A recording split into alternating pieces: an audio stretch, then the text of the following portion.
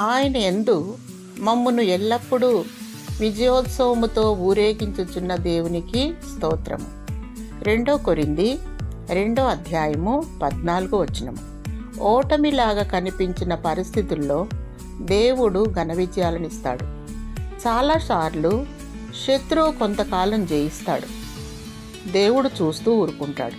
కానీ మధ్యలో కలిగించుకొని శత్రు ప్రయత్నాలన్నింటినీ వమ్ము చేస్తాడు. ఆ తరువాత మనకి దొరికే ఘన విజయం అంతకుముందు శత్రువుది పై చేయిగా ఉండకపోయినట్లయితే అంత ఘనంగా కనిపించేది కాదు. 3 యూదా యువకుల్ని మండుతున్న అగ్నిగుండంలోకి పడవేసిన కథ మనందరికీ తెలుసు కదా.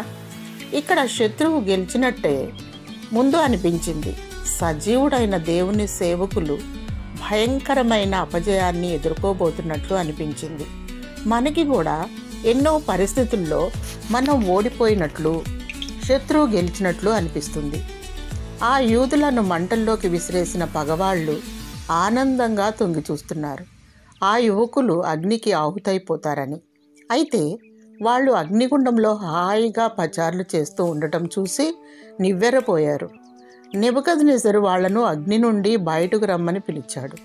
వాళ్ళ తల వెంట్రుకల్లో ఒక్కటైనా కాలలేదు, వాళ్ళ బట్టలకి అగ్నివాసనైనా తగలలేదు. ఎందుకంటే ఈ విధమైన ఆశ్చర్యకరమైన రక్షణనిచ్చే దేవుడు మరెవరూనూ లేరు. అపజయంగా అనిపించినట్లున్నది ఘనంగా మారిపోతుంది.